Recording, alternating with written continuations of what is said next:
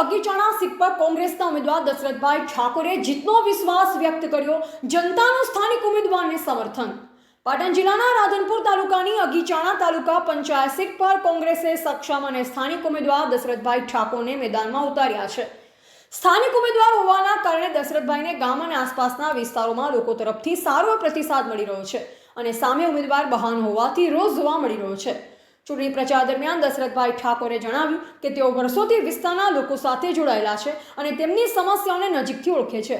વિકાસના મુદ્દાઓને પ્રાથમિકતા આપતા તેઓએ જનતાને વિશ્વાસ આપ્યો કે જીત્યા બાદ વિસ્તારમાં મૂળભૂત સુવિધા અને વિકાસ કાર્યોને ઝડપી ગતિ મળશે.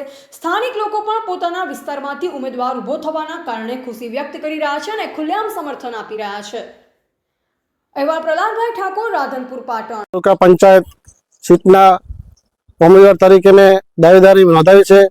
એની અંદર અગીચાણા, જોહરગંજ, પેદાસપુરા, કરસનગઢ, બિસમલાગંજ આ પાંચે ગામ મારી સીટની અંદર આવે છે અને તમામ ભાઈઓ અને બહેનોનો મને વિશ્વાસ છે કે મને બહુમતી જંગીથી વિશ્વાસ છે કે બહુમતીથી મને જીતાડશે એવી મને પૂરી આશા છે.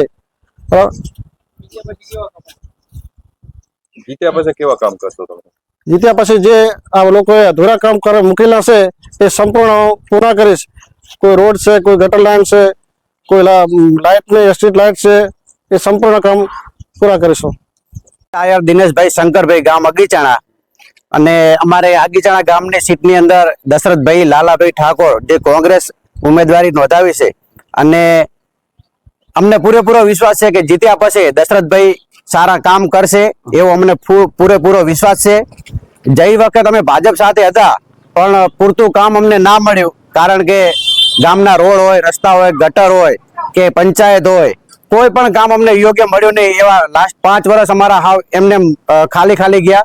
એટલે હાલ અમે દશરથભાઈને ફૂલ સપોર્ટ કરીએ છીએ. દશરથભાઈ સાથે છે. આખું ગામ અમારું, આયર સમાજ હોય, રબારી સમાજ હોય, ઠાકોર સમાજ હોય, અન્ય વર્ગ હોય, આખું ગામ અમારું દશરથભાઈ સાથે છે. બીજી વસ્તુ કે હાલ ભાજપની અંદર બહારનો ઉમેદવાર ઉભો છે, એનો પોતાનો મત પણ એને કામ આવે એમ નથી, કારણ કે ગામનો વ્યક્તિ નથી. એટલે દશરથભાઈ તો અમારા પોતાના છે, ગામના છે અને અમને પૂરેપૂરો વિશ્વાસ છે કે અડધી રાતે બી કામ પડે તો દશરથભાઈને આપણે જગાડી શકીએ.